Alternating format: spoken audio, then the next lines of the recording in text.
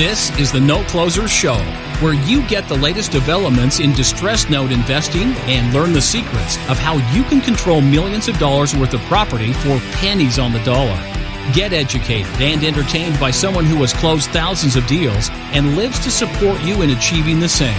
Now, here's your host, CEO of We Close Notes, Scott Carson.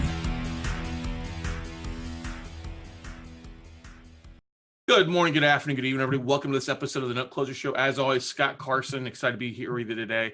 It is a nasty rainy day here in Austin, Texas, and that's why we're excited to have a special guest join us here to talk a little bit about how he transitioned from being in full-time IT into transitioning and his journey along the way to becoming a real estate investor and doing a variety of things on the rental side of things. I'm honored to have Johnathan Taylor Smith. He's a husband, father, entrepreneur, realtor, and landlord, which is the title of his awesome podcast. But JT has been self-employed since 2002. When only a month after buying his first house, he quit his IT job to go full-time with his own website and web hosting business. Still has that company today. But after over a decade in IT, it became clear he'd benefit from a source of income that wasn't in direct competition with multiple billion-dollar companies fighting to give away what he was trying to sell. So in 2015, JT diversified into multiple areas of real estate investing, starting his own podcast on the subject in 2019. And so we're excited to have Johnathan Taylor Smith join us today. Good morning, Johnathan. Thank you, Scott. Looking forward to it. No problem. So let's talk a little bit about that. You started your own IT company, and did you feel like you were banging your head a lot? Let's kind of walk down memory lane there, where you're selling something that big companies are giving away for free. How difficult was that? Yeah, I've always had a bit of an entrepreneurial slant to my thinking process. And so even when I was working a full-time job, I was looking at what I could do on the side. And I started an IT company, a web hosting company back in 2002. I was working for a telephone company at the time. That company got bought out, and they basically assigned someone to stand at my desk and watch what I was doing 24 hours a day. So I couldn't get anything done on the side. So I bit the bullet and quit that job and started growing a web hosting business. And it became quite successful. It allowed me to be self-employed for over a decade. And most businesses don't last that long. So I consider that to be a definite success. But at a certain point, when you have those bigger players in the industry, and like I said, they're giving away what I'm trying to sell, it becomes pretty difficult to compete. So I didn't know what would be the outlook on that business 5 or 10 years down the road, and started looking at what I could do to protect my long-term outlook, my future. So what were some of the things that kind of helped you make that transition? Did you read some books? Did you attend some networking events? What were some of the steps that kind of helped you make that transition? Well, if you know my personality, I try to be funny. So I used to joke with people that, hey, one day I want to be a slumlord. Well, that's not actually who I am. I could never really be a slumlord, but that was just my way of saying that one day I'd like to own some rental property. Yeah. And I missed several opportunities to do so. And things started clicking back in like 2008, 2009, when the economic downturn was occurring. My business suffered because I lost a lot of my biggest clients. Their businesses were suffering, and so it affected my business. And it took me several years to crawl out of that. But around 2014, I had bought out my former business partner. I was, again, 100% owner of my tech company, and I had some money. And I got to the point where I had about $100,000 put aside. I'm like, okay, well, if I'm going to get into real estate, now's the time to do it. And I was on a cruise reading the book Rich Dad, Poor Dad. And I couldn't wait for that cruise to be over so that I could get off that boat and start looking for my first rental property. And that was around March of 2015. And I bought the first one in June of 2015. That's awesome. I think Rich Dad, Poor Dad definitely has has stoked a lot of fires under the entrepreneurial spirit of investors and entrepreneurs across the country, for sure. It was a big part of my journey to reading that book, and then going from there. So I understand that. So let's talk about this a little bit, because we're in Austin. We got a lot of IT people. We got a lot of IT people listening, computer science engineers. Did you overthink things when you got into it? Did you do a lot of research before they pulled the trigger? Do you suffer from overanalyst paralysis? I'm just trying to share some of those nuggets for you that you've probably gone through and overcome, like all of us have, with our listeners out there? I'm a bit of a OCD sufferer. I have a perfection desire. Everything I do, I want it to be perfect. So there was a little bit of over analysis involved. I would actually thank the tech company experience where I realized that, hey, I can't be perfect and I can't do everything. And so I was already learning some of those lessons about automation and outsourcing and not trying to do everything perfect, and done is better than perfect. And so I started down that path. I see you cringing as you're saying that right now, though. Yeah. I would always want everything to be perfect, and you would never get anything done. And so I just got it out there and I started down that path. The very first property, I had done some research into what it was going to cost to rehab properties and whatnot. And I thought, okay, I could probably get this property rehab for about $3,000. $9,000 later, I was done. So yeah, that's over budget. Yeah, we all think when we run numbers on no matter what it is, we always like, oh yeah, I can get it cheap. Sure, I'll probably do some of it myself, and then realize later on that it's going to cost more when you get your feet wet. Did you do a lot of the rehab yourself, or were you outsourcing it, or a mixture of both? I'm suffering from being somewhat handy, so there is a tendency to want to do certain things myself. But I had a toilet in this first property that was a little loose. And so I'm tightening it down, and come to find out you can't tighten a porcelain toilet too much before it cracks. And so at that point I said, I probably I would be better off not trying to do everything myself. And so that's when I just called in some people to help me get it done. That's why I went over budget, because I had planned to do certain things myself. And in the end, I couldn't do everything myself. So I've been building a team, and now I try not to do anything, try to make sure that the activities I involve myself in are a good use of my time and my dollar, what I pay myself per hour, what I deem myself to be valued at per hour. Yeah, I think it's one of the most valuable lessons investors, whether you're a fix and flipper or note investor or whatever it may be, is the value of delegation and the value that you can't do it all yourself if you want. I mean, it can, it's just going to take a lot longer, and you're going to run into aha moments, or in this case, an oh shit, literally moment. So you bought one. Now let's fast forward. Where are you at today? What's your day look like? What's your portfolio look like today? Right now, I own 14 rental properties that consist of 16 units. Mm-hmm. And I had a goal to double my number of units every year. So 2015, I got 2, 2016, I doubled it to 4, 2017, I doubled it to 8, 2018, I was trying to double it to 16, and I missed it by 1. And then 2019, I kind of lost my footing a little bit. I wanted to jump up to the larger deals. I started bidding on 50 unit buildings and 30 unit buildings, and I keep getting outbid.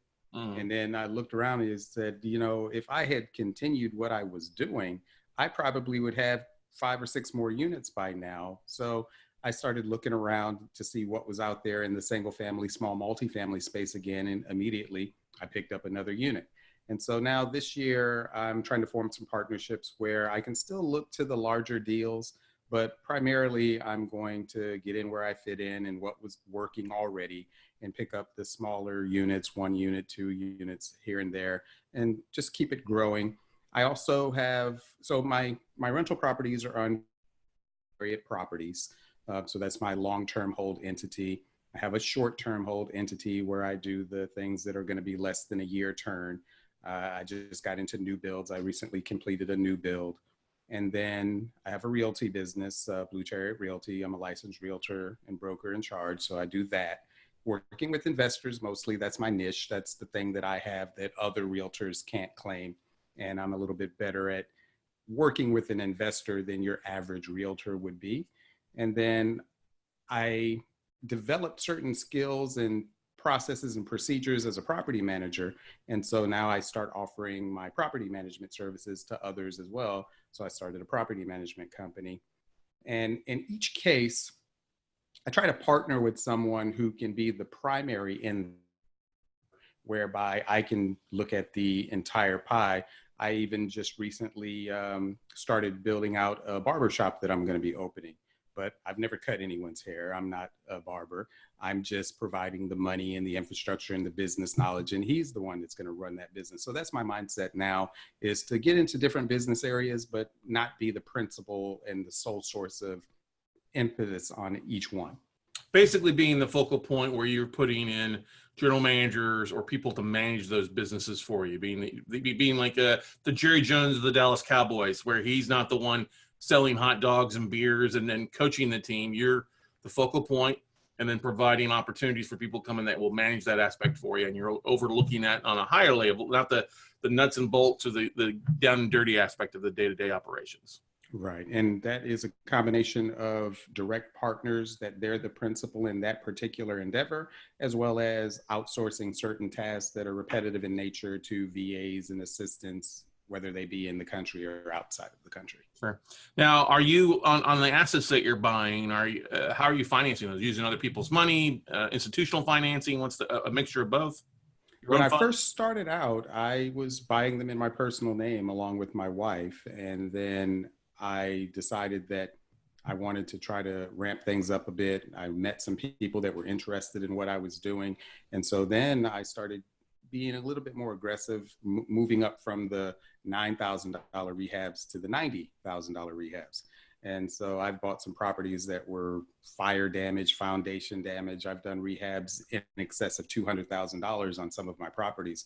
And those deals were funded by hard money lenders. Yep. Okay. And then from there, if it's a deal where a private lender is likely to be able to have enough money to fund the purchase and the rehab, I now work with several private lenders to get deals funded as well. Cool. Now you're out in the Raleigh, Charlotte market, correct? Yeah, I'm in Durham. That's my primary market. Raleigh is about 30 minutes away from Durham. And then the other market that I'm familiar with is the Tampa Bay area of Florida. Oh, okay, cool. So let's talk about Raleigh Durham there. Go Blue Devils. No. Although they're a bit of a losing streak recently, kind of hard to believe. But let's talk about that market. I mean, for us, North Carolina's been a real popular market because it's a relatively fast foreclosure state for us. We see some deals. Where do you see the market going there? Are you seeing affordability being a problem for a lot of people, or are you seeing there's still a lot of affordable homes, first-time home buyers, or because we see that happen in a lot of markets where the affordable first-time home buyers are really getting kind of squeezed out of the market. What do you see? This market has gone an amazing transformation. It's a lot more competitive than it used to be. Just 2 weekends ago, I had put in an offer for an investor client that I work with on a townhouse that I deemed it to need about $25,000 worth of rehab work. We were several $1,000s over the asking price, and we got outbid. And after speaking with the listing agent, I found out that in 4 days, that property had over 70 showings and received over 20 offers. Wow. And I compared that to a couple years before, where properties were sitting on the market for 30, 45 days or more, and you could go in at your leisure. It's very aggressive here now. And especially in the downtown area of Durham, you have a scenario where neighborhoods are gentrifying. You'll have a house that looks like a dump pile sitting next to a $400,000 or $600,000 house, and you can see the neighborhoods transforming. And so there are opportunities here for off-market deals, but once something is already listed on the MLS, it's going to be a very popular attention getter, and it's harder to get things. So I've had to adjust my marketing a bit, do more off-market direct mail, door knocking, cold calling, things of that nature to try to find deals, because it's much more competitive here than ever before. Yeah, we see that in a lot of markets. I mean, it's the multiple offers above asking price is always kind of a scary thing. Are you seeing on the MLS where realtors are listing that appraised value will not dictate the sales price yet? I haven't seen that exact phrase, but I know where you're going there. Yes. Because that's all. I think that's always a good sign. I'm like, oh my God, okay, time to pull out of that market and look somewhere else. Now, have you also? I mean, you said you've also Tampa's a market that you spent some time in. How long have you been investing in Tampa? I have not actually bought anything in Tampa yet. Okay. It's where I'm also marketing, and I just ramped that up about 3 months ago to try to market for deals there. The Tampa Bay area, I lived in Largo, Clearwater, St. Petersburg, Bradenton, Sarasota. I lived in all of those cities before I moved to North Carolina for a job. So those are the two areas in the world that I'm familiar with where you can tell me a street and I likely know where that street is and what's on there. So I have a certain level of comfort. And as you grow in the business, you got to get to the point where you can make offers on properties without having to go see every one of them first. So if I'm going to market for deals out of my area where I live and have to put in offers on properties I haven't seen, what better place to do it than somewhere that I'm already familiar with? And then if I absolutely had to have someone go look at a property for me, there are services for that, but I also have family members in that area that I'm trying to get interested in the business. So, hey, go look at this property and take a video. Here's the things to look for, that sort of thing. Awesome. I love it. Cause that's buying. So, I mean, I've bought in Austin in over a decade. And it's home, but I buy a lot of stuff in other areas. And it's I'm glad you brought that point up. There are people, friends that can drive by, take photos, videos. You give them a checklist.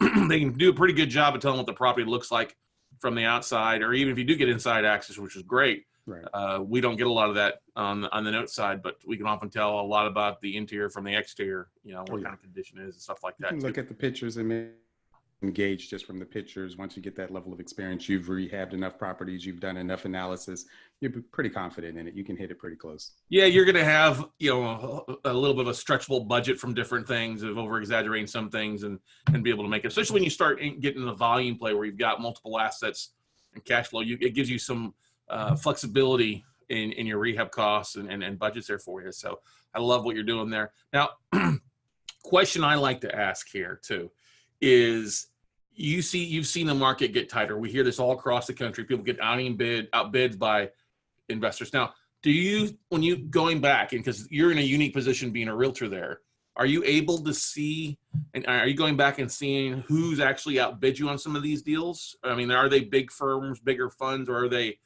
maybe investors coming in and paying too much and overbidding like the weekend warriors will sometimes do? I always like to do a post-mortem. I like to find out, why did I lose the game? Yep. And so I go back and I look at what the property ended up selling for and who bought it. And sometimes it will be an owner occupant on the properties that weren't in too bad of a condition. Right. Maybe they were able to get conventional financing on that property. But a lot of times I'm losing out to other investors who are just willing to pay more than me. Or in some cases, I'm losing out to investors who have a different model than I do. I tend to keep the properties that I buy and rehab them into rentals, where some people just knock it down and build something new. And I'm glad that I just completed my first new build, because now I've got that confidence that says, hey, I might be able to play that game as well and buy something, knock it down, and build a $600,000 house that's going to give me a six-figure or double six-figure profit. Right. Great points there. And that's the thing, is whenever you see somebody who's emotionally involved in an owner occupant, they're going to probably outbid an investor every day. Let them have it. Are you seeing, though, because we've seen this in different markets out there, are you seeing where new investors are coming in that maybe aren't the most educated and over rehabbing or over buying and then looking to move the house with short sale or something like that later on? Well, there's definitely some properties here that have been rehabbed recently and they're sitting. And that is usually the case of when a person buys a property, rehabs the property, but they've rehabbed it in a way that it would make a better rental than it would a sell at whatever they're looking for. And so I'm sure they're getting offers on the property, but it's not much more than what they were for it. And then they've rehabbed themselves out of that exit. And so now they're stuck with it. That's why I like having multiple exits on the properties that I buy. But at the same time, when I'm doing a rehab, I do a pretty nice rehab. I'm usually putting in stainless steel appliances, granite countertops, LVP flooring. I want the property to be wow when a tenant walks in there. And in some cases, I will make my properties available to those who have Section 8 vouchers. In this area, Durham Housing Authority, they will pay, in many cases, above market rents.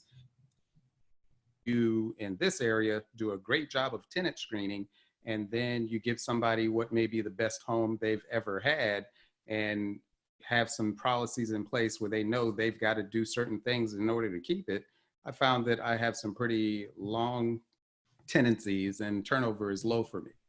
Well, that's the thing is if you set it up, and I've always heard that, and I'm friends with Jeffrey Taylor, Mr. Landlord, who likes to talk about how that, hey, he does a really good job rehabbing, but he puts nice stuff into it so it doesn't get worn down, because there's going to be wear and tear in every type of house. Yeah, durability in Durham. I think we might have to make that the title of this. But you said something good there. You look to have people there long term, and that adds to your ROI because you have less vacancies, less rehabs because you've put stuff on the front end side. So saving a dime, you'll spend $1 to keep it long term and less rehab and downtime. That's a smart. And I'm usually I'm going with what has been recently termed BRRRR, buy, rent, rehab, rent, refinance, repeat. And so that's what I'm usually doing. I'm buying with short-term funds, usually either private money or hard money. If I'm using private money, I usually have an 18-month term, and that gives me plenty of time to season it for a year and then still have that refi window. I'll usually put something in there where if I need to refinance or extend that for an additional 6 months before I can refinance, maybe I pay a point or something to get that privilege. But I have plenty of time to get out of the short term. If it's a hard money lender, they usually give me 13 months. And then by then I've got it rehabbed, I've got a tenant in place, and then I can go to usually now a commercial lender and refinance 30-year fixed. And it's now a cash flow producing asset. And I've gotten, in most cases, all of my money back, in some cases, a substantial profit. But even if I get to the point where I have to leave a little in that particular property, then you can look at, well, what is your ROI on that money that's still in there? And it's usually quite significant that I'm not mad even then. That's right. Running the numbers on it makes sense. Now, what kind of financing terms on the 30 years are you seeing on the commercial loans with your properties? It's usually a point above what you would pay for a conventional loan. So if you're getting a conventional at 4.75, you're probably going to be paying 5.75, 6 in the low sixes. Depending on in what I do, my challenge is always making sure that I have ample reserves and significant enough credit that I can get the best terms. So I'm always watching what happens with regard to my credit. And sometimes I can get into trouble because I like to use debt. I'm a believer in using debt. And so when I'm buying appliances or doing certain things, I'm not opposed to putting it on a 12-month 0% interest, because that's free money. Why wouldn't I make use of that? And then I just factor that into my cost for that property, that, hey, $500 a month has to go to pay off this debt before the interest hits a year from now. But at the same time, when you're doing that, especially if it's attached to your personal name, you got to watch the impact that that has on your credit. So that's a thing that I have to be conscious of. But I love using free money. I'm not opposed to debt, especially if I'm not the one that's having to pay it back, then it only makes sense to me. Amen to that, brother. No truer words were ever spoken.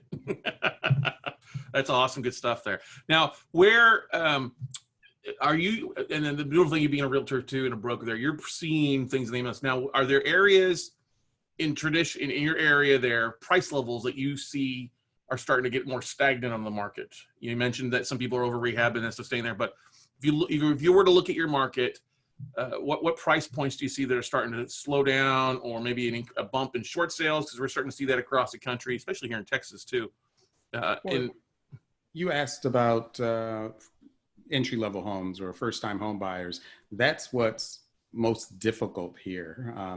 Getting someone into a cost-effective entry-level home in a place where they actually want to live.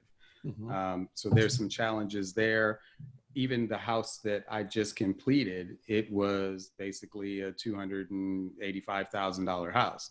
And so that might be just above what some people can afford as an entry-level home. And granted, that number is nothing depending on where you live.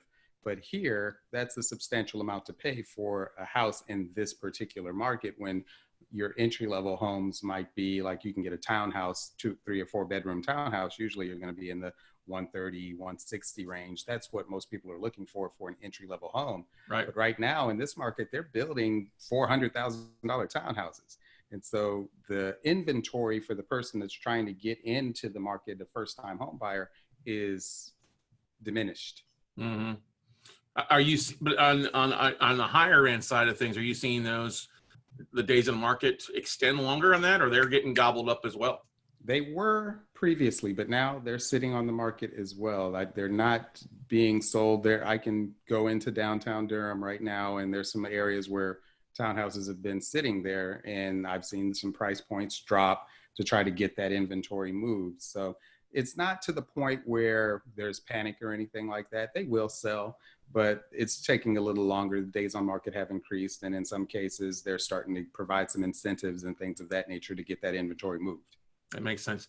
Now, what are you seeing when you're dealing with your new investors that are looking to buy or looking to invest, and you being an investor-friendly realtor? Does it seem like you're teaching them or educating them on specific things on a regular basis that they may not know? Well, that's actually a part of my value proposition, that if you're someone looking to get into the investment realm and you need some direction, that's what I can do that your average realtor can't do. They're not usually going to be able to walk into a house and look around and tell you to a pretty good certainty what it's going to take to rehab this house. Now, granted, there's going to be an inspection involved that might reveal some unknown things, but I can tell them to a pretty good certainty what this is going to take. And then you can back that into what should be offered on this property. I can show them how to run the numbers so that they can see what their profitability will be, even the tax impact on that. And so that is a part of why you would want to work with me. Now, on the other side of that, there's some people who would not want to work with me because I am also an investor in the market. And I'm completely upfront with them that there are certain communities that I'm targeting, that if something comes available in that community, I'm not going to be showing you that property because I'm going to be bidding on it myself. I love it, man. To take that into consideration as to whether or not they would want to work with me. But I think that one caveat is far outweighed by the resources and the knowledge that I can bring to that scenario. No, that totally makes sense. It's good to have both sides of that investor realtor mindset so you can see and capitalize and advise people from making a bad decision, or also, hey, here's where I'm buying. I'm not going to be your best friend and give you a deal in my target area and stuff like that. Exactly. You mentioned early on that you're having to market a little bit differently than you have in the past. So just off the MLS, what are some of the things there in your market that are working effectively for you to finding new deals? Well, unfortunately, like in most markets, you see the bandit signs all over the place. I'm personally opposed to that. I assume that it must work because people are doing it. And I think that if it didn't work, they wouldn't be doing it. But I just don't like that marketing approach. I've put too much time and effort into building my brand to then stick it on a free illegal sign on the street corner somewhere. So that's just not where I'm going to go with marketing Blue Chariot specifically. Direct mail is something that I do consistently, and I think that the phone will ring from direct mail, but it also depends on how you handle those calls. And so you have to build rapport, and you have to have a script in your head, but you have to have that conversation in a manner that's conversational. So that works. I've put out flyers and door hangers, and for very targeted communities, I've hired a person to just go knock on those doors, say, hey, this is who we are, this is what we do, or you're interested in this. And I employ some online means because I have a tech company, and a part of that company is building websites. I do the whole online presence, SEO, various forms of advertising and retargeting.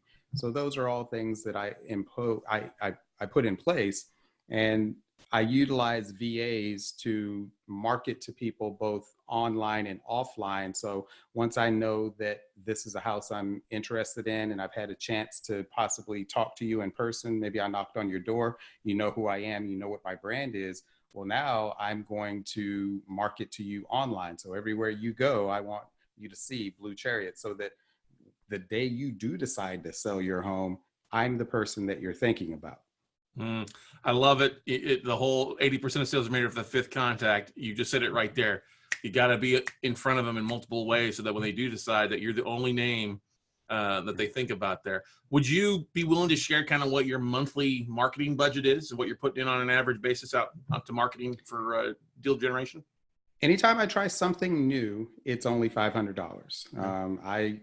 I will try anything for $500 just to see what the stick is on that and whether or not it was a waste of time. And I might do that for 2 or 3 months, but I generally spend 10 times that on marketing every month. I'm about at a $5,000 point per month, and I need to get that up.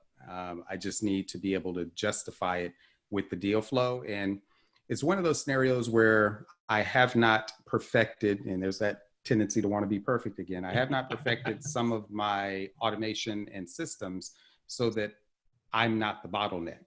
Mm-hmm. And as long as I know that there are still scenarios where something hits my desk and I'm the bottleneck and I might not be able to get back to that as quickly as I need to, I don't want to ramp up my marketing too much. I want it at a pace that I can handle, but ultimately I need to be marketing even more than that. But that's where I am right now.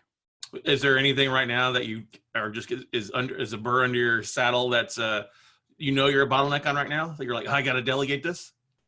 Well, one of the things that I would love to be able to put into place here, there in Durham, there's a neighborhood improvement services that they send out violations to properties that don't have all of their things the way they need to be. They have some violation. There are landlords that are going through evictions, and I need to better target those scenarios. And in some cities, you can just go online and find out everybody who has the violation, everybody who has an eviction. But unfortunately here, some of those things you have to go do the research in person.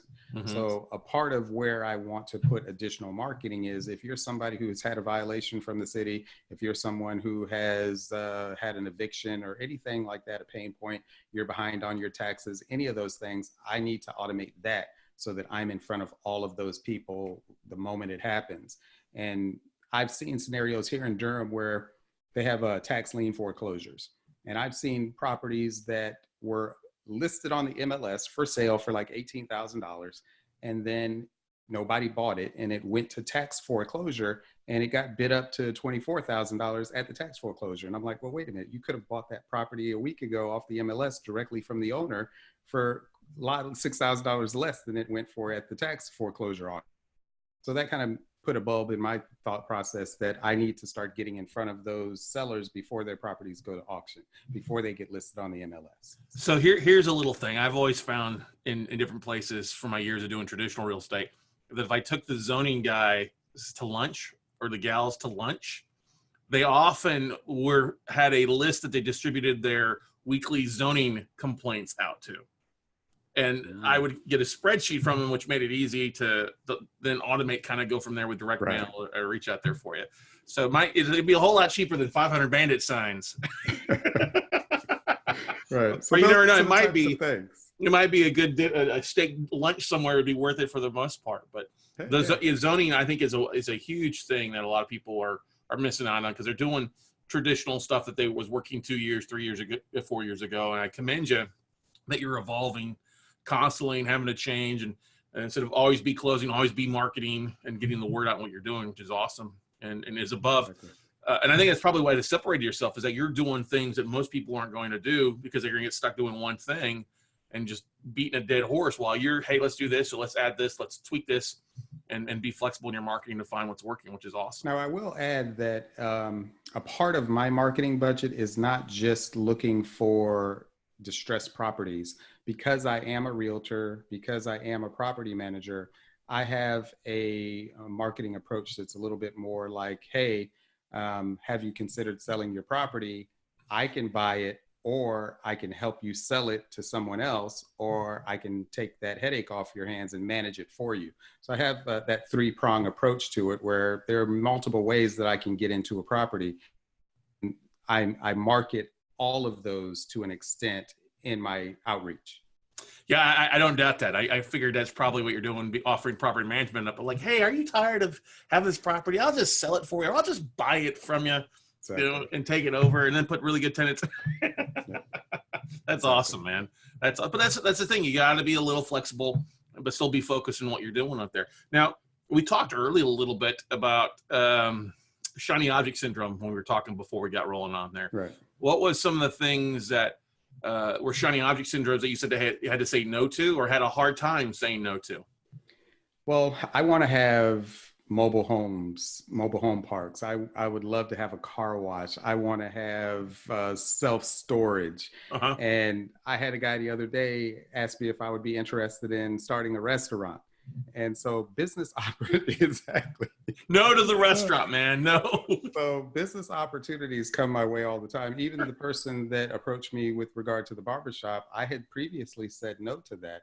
And you mentioned Go Duke. This barbershop is based upon the rivalry between Duke and UNC and NC State and A&T. And so the name of it is Rivals. And Oh, nice.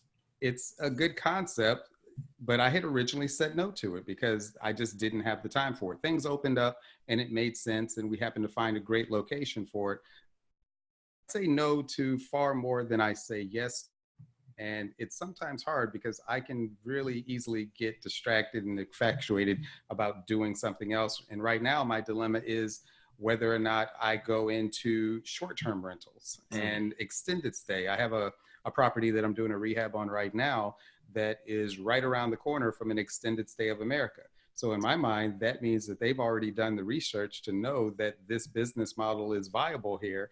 And even though this property is in an HOA, there's nothing in it that prevents me from using it for this purpose. So my thought is, okay, well, do I put a short-term tenant in there or an extended stay tenant in it, which means I have to mount a TV, put furniture in and do all of that? Or do I just rent it to a long-term tenant like I would normally do? And so I'm always torn about the different business ideas and aspects of real estate that I could get into. Yeah, that makes sense there.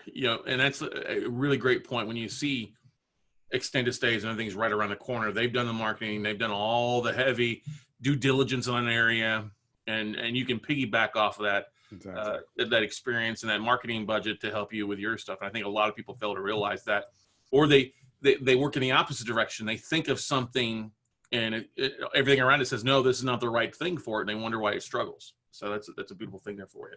Now, what you talked about mobile homes, and I think mobile home parks are a great thing, great affordable housing. It's just a matter of finding one that makes sense. Where else are you seeing, where do you see the housing market going? If you had a crystal ball, the next 12 to 24 months there in your neck of the woods, where do you kind of see the market going? What are you feeling, or what's your sixth sense kind of telling you?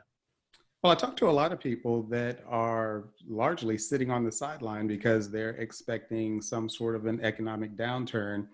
I'm not especially worried about that. I don't think that there's going to be anything major that happens before the next election or shortly thereafter. I don't think it's in anybody's interest to do anything that causes an economic turn. And I don't think we have the same lending environment in place that was at play then. I don't think that there's crazy appreciation going on in most markets. So I'm rather optimistic that the current scenario will continue. I do acknowledge that it's a lot harder to get a great deal than it used to be, but I think that they're still out there. You're just probably not going to be able to throw a rock and hit one like you could in the past. Yeah, that seems, or you just have to implement new strategies. And I think that's the big thing that you've done a great job with. And I see people that are still doing the same thing they were doing 5-6 years ago. I'm like, that doesn't work. And you're wondering why you're not finding deals. You got to switch things up. You've got to evolve. You've got to use social media and online marketing these days, like you talked about, to be able to get people to understand you and to recognize your logo. You got to understand I always get the joke that people, when we reach out to asset managers, they joke, oh, yes, the green emails. I look for the green emails when I have a deal. You're looking for the Blue Chariot, which is a phenomenal marketing aspect of that stuff. I love that. Are you leveraging or networking in the local real estate investment clubs? I do. I haven't lately as much as I used to, but I am a member of the local TRIA is what it's called here, Triangle Real Estate Investment Association. A great club. I spoke there last year, actually. Yeah, I'm a member of that, and I've gone to many of their meetings, although I have not been to one lately. I'm a member of some education programs that have given me insight into certain specific niches and given me some knowledge of the players in the market. And so I'm knowledgeable about the people that are around. I'm popular on Bigger Pockets. I do a lot of stuff there, posting on articles. But I travel a lot. I go to different events, and where I met you previously was at an event that I traveled to. So there's a lot of places that I go and try to just see what's going on in the world. Yeah, that's the thing. I think you've got to get out and travel. What's on your schedule agenda this year in 2020 and some of the events that you're planning on attending? Yeah, there's some events. I'll be going to Podfest in March. That's one that I'll be going to. See you there. Certainly. I've been considering whether or not I want to go on some of the investor cruises that are out there. There's some just very impressive people that go on those events. And so that's something that I've tried to get into my budget to go on some of those events. But networking is important. I go to some events related to my agency, the realty agency that I'm with, EXP. I go to some of those. So there's lots of events I try to go to. And I usually pick up that one little nugget or meet that one person who opens something up in my mind and gives me something to improve what I'm doing. And so it's usually worth it. I've very rarely wasted my time. And with the way I handle my finances, I pretty much put everything I do on a points credit card. So I fly for free anyway. So I'm not opposed to going around somewhere. It doesn't cost me anything. Exactly. When you leverage it, your travel, just like you do a business, it can pay you back. Definitely. We've enjoyed that quite a bit too. Now let's do a little bit. Let's talk about the podcast. I mean, you've got your podcast. Talk about your podcast a little bit. Yeah, my podcast the short title is And Landlord, and the website is andlandlord.com. The full title, as you mentioned, is husband, father, realtor, entrepreneur, and then a whole lot of other titles, and landlord. And so it's just about my journey in real estate. It's a dual format, solo cast as well as interview. I do a little bit of both, but I started it really to get more people interested in real estate investing. A lot of people think that they can't do it, and they put up obstacles. Well, I don't have the money. I don't have the credit. I don't have this. I don't have that. And so I kind of chronicle my journey and let them know the mistakes I've made, the obstacles I've encountered, but more importantly, the mindset, the books, and the different things of that nature that you would open it up to you to be able to do what you probably think you can't. Most don't realize what they can do, and they don't really give themselves an opportunity to pursue their dreams. And so that's what the podcast is about. It's about people just trying to do something that's going to make them financially free, pursuing financial freedom through real estate investing. Awesome. What's been the biggest surprise from having the podcast? The people that have reached out to me directly, that has blown me away. Some of the people that have contacted me directly to ask certain questions or to tell me the impact that it's had. And then people in the local market that know I have a podcast. I'm often surprised that some of the people that have listened to the podcast, and I'm like, wow, really? You took that away from it. Okay. And so that it's rewarding to know that there are people that are actually paying attention to it and trying to implement some of the things that I talk about on the show. And I put it all out there. I let them know how I use debt. I let them know some of the mistakes that I've made. I let them know the systems that I'm trying to put in place. And so it's really just a chronicle of, hey, here's how I've done it. It's not perfect, but try it yourself. It's rewarding nonetheless. Good stuff, man. It's always awesome when you have somebody reach out to you that's listening, that gives you feedback, or that's the biggest reward, I think, is getting that aspect. Because I think sometimes we feel like we're talking to a tunnel sometimes, right? Yeah, you don't really know what's going on out there. You're putting out content, and you really don't know what's becoming of it. And so when somebody comes back and tells you exactly what they took from what you said, and sometimes you're like, okay, I didn't even think about it that way, but thank you. And then you know that they're doing something. They'll call you. One guy that lives in my neighborhood was listening to my podcast, and I had no idea. And then he told me that he's wholesaled a couple deals. And I was like, okay, well, first of all, why didn't you call me first? That's what I was going to say.